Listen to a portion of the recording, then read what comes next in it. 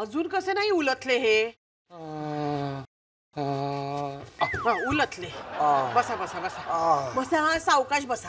अहो काय झालं काय? बस गेली. झालं, बस गेली म्हणजे आज पण हे रिक्षातूनच आले आणि रिक्षातून आले म्हणजे नक्की पैसे गेले. अगं जरा बोलायला फट दिली, घुसली रिक्षा घेऊन. रिक्षाला 30 रुपये होतात. मी चालत आलो, 10 रुपये वाचवले. अगं बाई, 10 रुपये वाचवलेत? मग 10 रुपयाचं माझ्यासाठी काय आणलं? भेळ? अगं विज्ञानाच्या पुस्तकात स्वच्छ लिहिलं आहे बाहेरचे पदार्थ खाऊ नये. आणि एक कारण आहे. आणखीन एक कारण सांगा सांगा. परप्रांतीयांनी सुरू केलेल्या व्यवसायांना मदत करू नये अशी राजाज्ञा आहे. अरे बापरे, हो का? अहो मग एखादा गजरा तरी आणायचा ना. गजरा म्हणजे असा? तसले शौक नाहीत मला. हो, माझ्यासाठी गजरा म्हणते मी. तुझ्यासाठी ही क्रूरता झाली.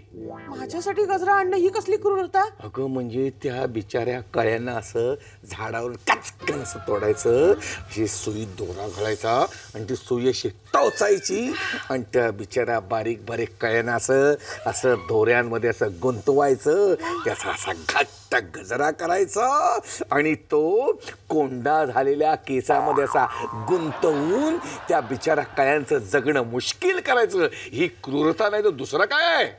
अहो पण एखादं चॉकलेट तरी आणायचं. चॉकलेट? माय गॉड.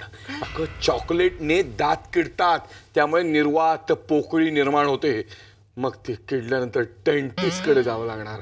मग डेंटिस्ट त्याच्या बेडवर असा झोपवणार, असा असा आकडा असा घेणार, असा दातात घुसवणार आणि कचकन काढून तुम्ही किंचाळणार. हे असं किती कंजूसी हो. तर आठवा ना, लग्न झाल्यानंतर तुम्ही मला काय दिलत? बंटेंड बबली दिली. ते काय मला कुणी दिलं असतं? काय म्हणजे कधी साधं माझ्या बर्थडेला एखादं ग्रीटिंग कार्ड तरी दिलत का तुम्ही? ग्रीटिंग कार्ड देणं ही आपली संस्कृती नाही. त्यामुळे ग्लोबल वॉर्मिंग वाढतं. वॉर्मिंग कसं काय वाढेल हो? ग्रीटिंग तयार करायला कागद लागतो. कागद कशापासून बनवतात? झाडापासून.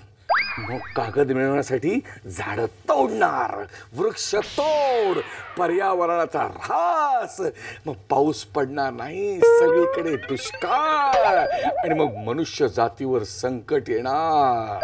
नाही नाही, मला हे कधी सहन होणार नाही. आणि शिवाय माझं झाडांवर प्रेम आहे. लग्नाआधी आठवा किती सारे गिफ्ट घेऊन यायचात माझ्यासाठी. लग्नानंतर एक तरी गिफ्ट आणलं का कधी? तू कधी मासे पकडताना बघितलेस? हो. मग कुठला मासेमार जाळ्यात मासा आल्यानंतर त्याला खायला घालतो?